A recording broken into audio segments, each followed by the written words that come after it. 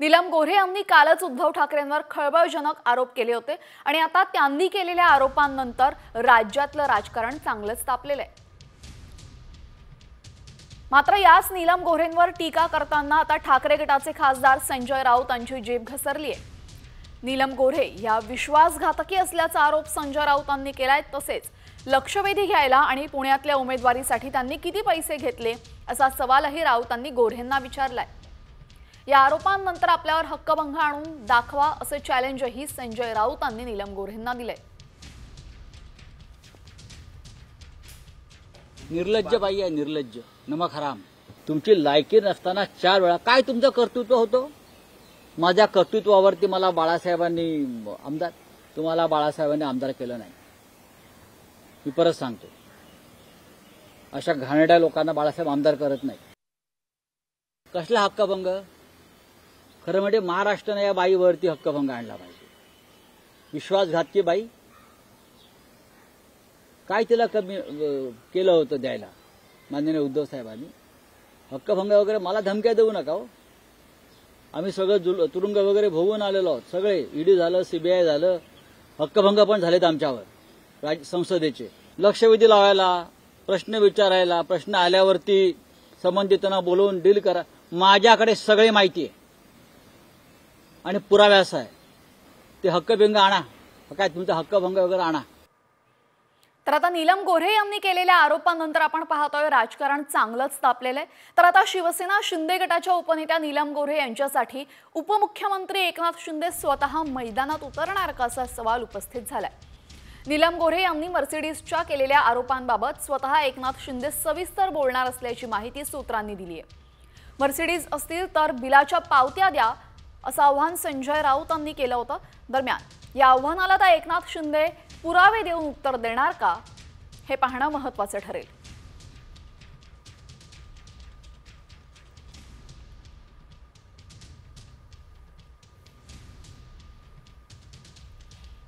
यानंतर महत्त्वाच्या राजकीय बातम्या पाहूयात वेगवान स्वरूपात न्यूज पॉइंट 20च्या माध्यमातून।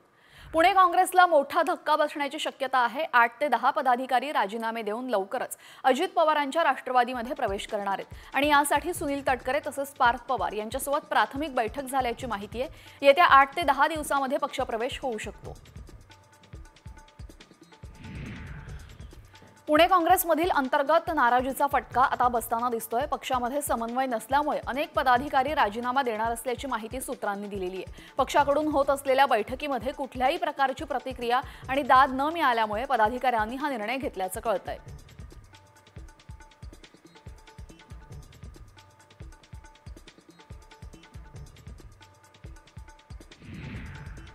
पालघर जिल्ह्याचे पालकमंत्री आणि वनमंत्री गणेश नाईक यांचा आज ठाण्यामध्ये जनता दरबार होतोय। एकनाथ शिंदे यांच्या बालेकिल्ल्यामध्ये गणेश नाईक जनता दरबार घेत असल्यामुळे भाजपा आणि नाईक आपल्या ताकदीचं प्रदर्शन करत असल्याचं दिसतंय। या दरबारासाठी 200हून अधिक निवेदनं प्राप्त झाली आहेत।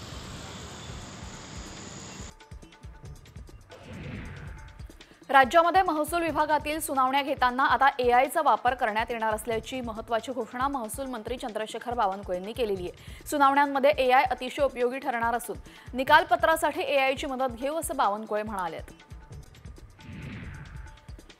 उद्धव ठाकरे, रश्मी ठाकरे आणि राज ठाकरे मुंबईमध्ये एका वरिष्ठ प्रशासकीय अधिकाऱ्याच्या घरगुती लग्न सोहळ्यामध्ये एकत्र दिसून आले।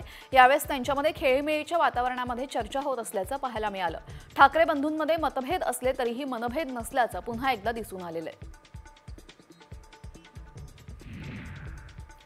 आता रश्मी ठाकरे सुद्धा ॲक्शन मोडवर आलेल्या असल्याचं पाहायला मिळतंय। आज त्यांच्या नेतृत्वामध्ये महिला पदाधिकाऱ्यांची मातोश्रीवर बैठक होणार आहे। नीलम गोऱ्हे यांनी केलेल्या विधानानंतर ठाकरे गटाच्या महिला पदाधिकारी चांगल्याच आक्रमक झालेल्या आहेत। त्यांच्यासोबतच रश्मी ठाकरे आज संवाद साधतील। आज परळी कोर्टामध्ये धनंजय मुंडेंवर सुनावणी होणार आहे। त्याच संदर्भात परळी कोर्टाने धनंजय मुंडेंना कारणे दाखवा नोटीसही बजावली आहे। विधानसभा निवडणुकीमध्ये उमेदवारी अर्ज भरताना त्यांनी करुणा मुंडे यांच्या नावावरील मिळकतीबाबत कुठेही उल्लेख केला नव्हता। करुणा मुंडेंनी याचीच तक्रार दाखल केली होती। राज्याचे कृषी मंत्री माणिकराव कोकाटे यांच्या अपिलावर आज महत्त्वपूर्ण सुनावणी होणार आहे। कोकाटे यांची शिक्षा कायम राहणार की त्यांना दिलासा मिळणार याचा फैसला आज होण्याची शक्यता आहे। अत्यल्प उत्पन्न दाखवून मुख्यमंत्री कोट्यातनं सदनिका लाटल्याप्रकरणी कोकाटे यांना कनिष्ठ न्यायालयाने 2 वर्षांची शिक्षा आणि 50,000 रुपये दंड ठोठावलाय। साताऱ्याचे खासदार उदयनराजे भोसले यांचा आज वाढदिवस। 8 फुटी केक कापून उदयनराजेंनी वाढदिवस साजरा केलेला आहे आणि 80 फुटांचं कटआउट सुद्धा आकर्षण ठरत होतं। तसंच पुण्यातल्या कार्यकर्त्यांनी त्यांना चांदी आणि सोन्याचं सिंहासन भेट दिलंय।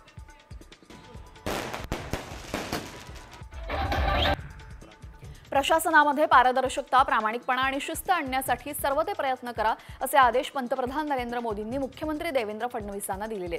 दिल्लीतील शपथविधी दरम्यान मोदी फडणवीस भेटीचा तपशील आता समोर आलाय। कुणाचीही पर्वा करू नका असेही ते म्हणाले।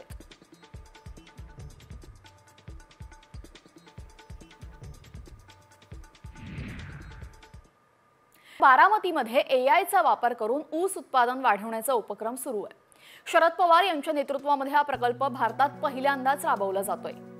एआयचा वापर करून ऊसाचं एकरी उत्पादन वाढवण्यासोबतच टनेज देखील वाढू शकतं। ही बाब आता बारामतीमध्ये प्रत्यक्षात शक्य करून दाखवण्यात आलेली आहे। या आधुनिक ऊस शेतीवर प्रयोग करण्यासाठी बारामती ॲग्रिकल्चर डेव्हलपमेंट ट्रस्ट, कृषी विज्ञान केंद्र, ऑक्सफर्ड युनिव्हर्सिटी आणि मायक्रोसॉफ्ट यांच्या वतीनं हा संपूर्ण प्रकल्प राबवण्यात येतोय।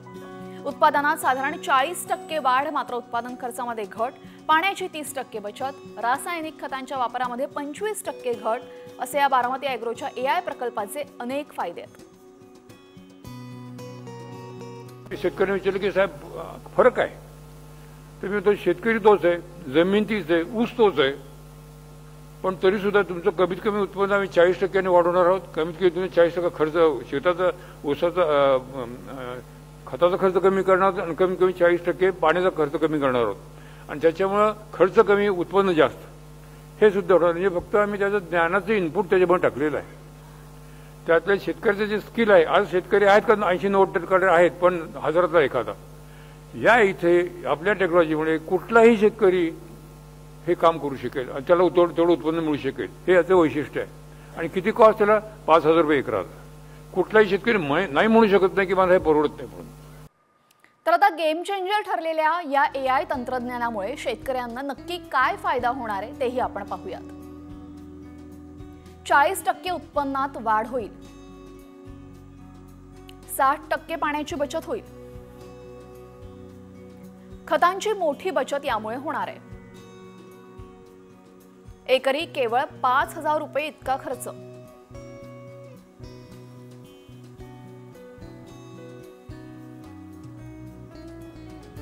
यानंतर महत्त्वाच्या बातम्यांचा वेगवान आढावा टॉप 50च्या माध्यमातून। सर्वसामान्यांच्या घराचं स्वप्न पूर्ण करण्यासाठी म्हाडा ठाण्यामध्ये लवकरच 2000 घरांसाठी लॉटरी काढणार आहे। यामध्ये ठाण्यातील चितळसरमध्ये 1173 घरांचा समावेश आहे, तर म्हाडानं चितळसरमध्ये 22 मजल्याच्या 7 इमारती तयार केलेल्या आहेत।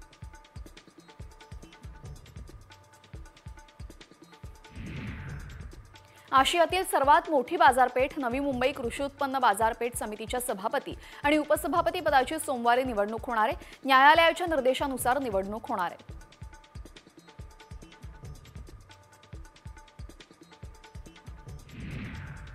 मुंबई नाशिक महामार्गावर जुन्या कसारा घाटामध्ये रस्ता दुरुस्तीचं काम केलं जाणार आहे। या दुरुस्तीच्या कामासाठी पुढील 6 दिवस ट्रॅफिक ब्लॉक घोषित करण्यात आलेला आहे। 27 फेब्रुवारी आणि 3 मार्च ते 6 मार्च या 2 टप्प्यांमध्ये जुन्या कसारा घाटामध्ये रस्ता दुरुस्तीसाठी बंद राहणार आहे।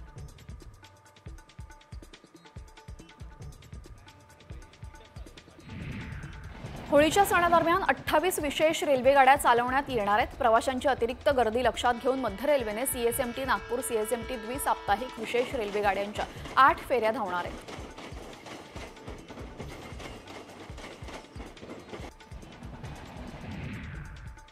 भारतीय शेअर बाजारामध्ये घसरण सुरूच आहे। सेन्सेक्स 574 अंकांनी कोसळला, तर निफ्टीतही 200 अंकांची घसरण पाहायला मिळालेली आहे। अमेरिकेचे अध्यक्ष डोनाल्ड ट्रम्प यांना आयात शुल्क लादण्यात दिलेल्या धमकीचा परिणाम पुन्हा एकदा शेअर बाजारावर दिसून आलेला आहे।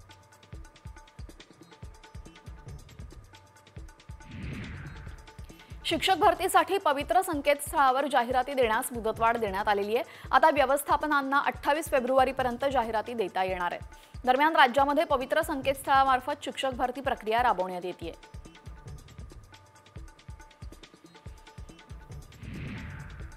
उल्हासनगरात इंडियन ऑइलच्या पेट्रोल पंपावर हेराफेरी सुरू असल्याचा आरोप होतोय, कारण एका ग्राहकाने 120 रुपयांचं पेट्रोल भरल्यानंतर त्याच्या गाडीतून फक्त अर्धा लिटरच पेट्रोल निघालेलं आहे। या सगळ्या प्रकाराचा व्हिडिओ समोर आला असून या पेट्रोल पंपावर आता कारवाईची मागणी केली जाते।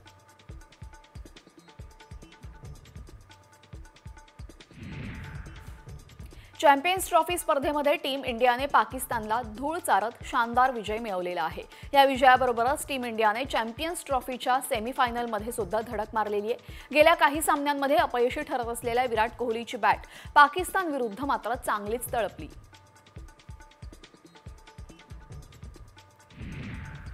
महाकुंभात प्रसिद्ध झालेल्या IIT बाबाची भविष्यवाणी सपशेल खोटी ठरली। भारत पाकिस्तान खेळामध्ये पाकिस्तान विजयी होईल असं बाबाने सांगितलं होतं। आता सोशल मीडियावर बाबाची खिल्ली उडवली जाते।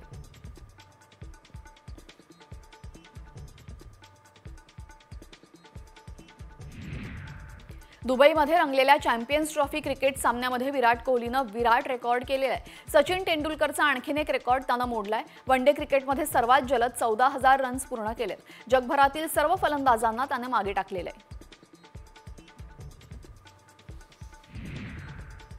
चॅम्पियन्स ट्रॉफीमध्ये पाकिस्तानचा दारुण पराभव झाला। त्यानंतर पाकिस्तानचा माजी खेळाडू शोएब मलिकची प्रतिक्रिया समोर आलेली आहे। गाणं गात शोएबने दुःख व्यक्त केलं। पाकिस्तानचा माजी गोलंदाज शोएबने हा व्हिडिओ शेअर केला। शोएब मलिक हा चॅम्पियन्स ट्रॉफी जिंकणाऱ्या पाकिस्तानी संघाचा भाग होता। एनालिसिस आपका जी, तुम्हारा क्या एनालिसिस है फीजी? रह गए चल, कोई बात नहीं। Is a panel. हाँ जी, अब तो आदत सी। भारताच्या विजयानंतर मुंबईमध्ये जल्लोषाचं वातावरण दिसलेलं आहे। रस्त्यावर उतरत हातात भारताचा झेंडा घेत मुंबईकरांनी आनंदोत्सव साजरा केला।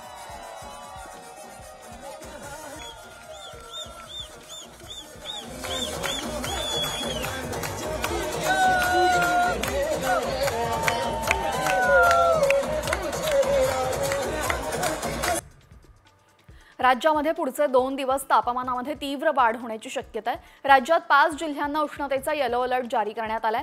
मुंबईसह कोकणामध्ये उष्णतेची लाट वाढण्याची शक्यता आहे। तर मुंबई, ठाणे, पालघर, रायगड आणि रत्नागिरी जिल्ह्यामध्ये नागरिकांना उन्हाच्या चटक्यांसह उकाड्याला सामोरं जावं लागणार आहे। नंदुरबार जिल्ह्यामध्ये तापमानाचा पारा चढाच आहे। थंडी गायब होऊन जिल्ह्यामध्ये उन्हाचे चटके बसतायत। तापमानाने 37 अंश सेल्सिअसचा पारा गाठला असून नागरिक सूर्याच्या प्रकोपाने हैराण झालेत। ज्येष्ठ साहित्यिक आणि प्रसिद्ध वृत्तनिवेदक अनंत भावे यांचं निधन झालेलं आहे। पुण्यातील अथश्री या वृद्धाश्रमामध्ये त्यांनी अखेरचा श्वास घेतला। मराठी बालसाहित्यामध्ये त्यांचं मोठं योगदान होतं। वृत्तनिवेदकाला अतिशय मानाचं स्थान मिळवून देणाऱ्या मोजक्याच दिग्गजांमध्ये अनंत भावे यांचं नाव अग्रक्रमाने घेतलं जातं।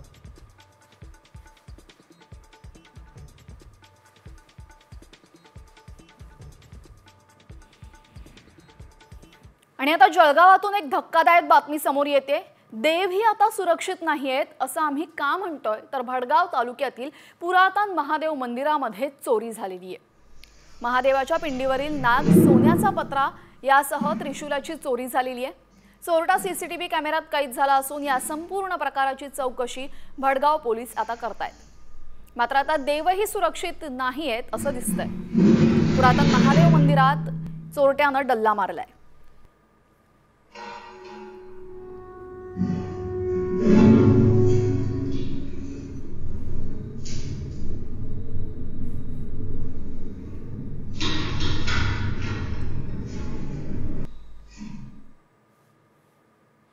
दिल्लीमध्ये साहित्यिकांचा मेळा जमलेला आहे आणि त्याच मेळ्यातील नीलम गोऱ्हेंच्या वक्तव्यावरनं राजकीय आखाडा रंगला। मात्र नीलम गोऱ्हेंनी नेमकं काय म्हटलंय आणि गोऱ्हेंच्या वक्तव्यानंतर ठाकरे गटाचा तिळपापड का झालाय, पाहूयात या स्पेशल रिपोर्टमध्ये। ठाकरेंकडे 2 मर्सिडीजवर 1 पद। नीलम गोऱ्हेंचा खळबळजनक आरोप। गोऱ्हेंच्या टीकेवर राऊत भडकले। 2 मर्सिडीज गाड्या मिळाल्यावरती 1 पद। ऐकलं, दिल्लीत रंगलेल्या साहित्यिकांच्या मेळ्यात नीलम गोऱ्हेंनी थेट ठाकरेंच्या कार्यशैलीवरच टीका केली। 2 मर्सिडीज दिल्या की 1 पद असा खळबळजनक आरोप गोऱ्हेंनी केलाय। 2 मर्सिडीज गाड्या मिळाल्यावरती 1 पद। बाळासाहेब ठाकरे जोपर्यंत होते ते मालक होते, तोपर्यंत त्या ते मालक किती? तोपर्यंत त्यांचं सगळीकडे लक्ष होतं आणि नंतर हळूहळू त्याच्यामध्ये हे होत गेली, अवनती होत गेली. गोऱ्हेंच्या वक्तव्याचे राजकीय वर्तुळात तीव्र पडसाद उमटले. ठाकरेंनी मात्र गैरगुजरे लोकांवर प्रतिक्रिया देणार नसल्याचं सांगत गोऱ्हेंच्या वक्तव्यावर प्रतिक्रिया देणं टाळलंय. तर राऊतांनी मात्र गोऱ्हेंच्या वक्तव्याचा खरपूस समाचार घेतला.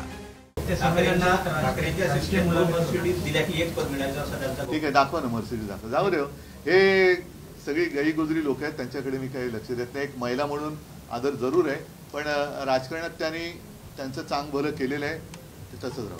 त्यांना 4 वेळा आमदार केलाय उद्धव साहेबांनी, त्यांनी किती मर्सिडीज दिल्या?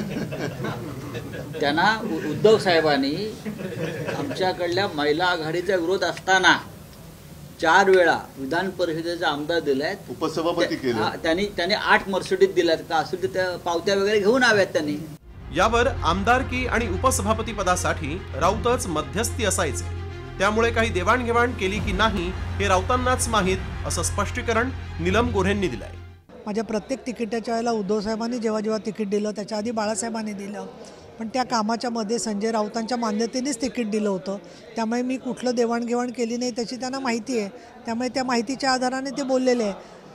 मर्सिडीज कोणी दिल्या आणि काय दिल्या ते संजय राऊतांनाही माहिती आहे. त्या विषयाला कलाटणी द्यायची आहे म्हणून ते असं बोलतात. गोऱ्हेंच्या वक्तव्यामुळे साहित्य संमेलनात राजकीय आखाडा रंगल्यानं सरहद संस्थेचे संजय नहार यांनी नाराजी व्यक्त केली आहे. आम्हाला हे माहीत नव्हतं काय झालंय ते, पण जेव्हा आम्ही पाहिलं आणि मला संजय राऊत यांचा आता फोन आला, त्यांचं म्हणणं होतं की आमच्या कुठल्याही व्यक्तीला तुम्ही निमंत्रित न करता जर अशा भूमिका मांडल्या जात असतील या व्यासपीठावर तर ते योग्य नाही आहे, आणि मलाही तसं वाटतं की ते योग्य नाहीच. मराठीच्या उन्नतीसाठी चर्चा होण्याऐवजी साहित्य संमेलनात राजकीय आखाडा रंगल्याचं चित्र आहे. त्यामुळे या रंगलेल्या राजकीय आखाड्यावरून महत्वाची चर्चा पुन्हा मराठी भाषेच्या जतन आणि संवर्धनाकडे वळणार का, याकडेही लक्ष लागलंय.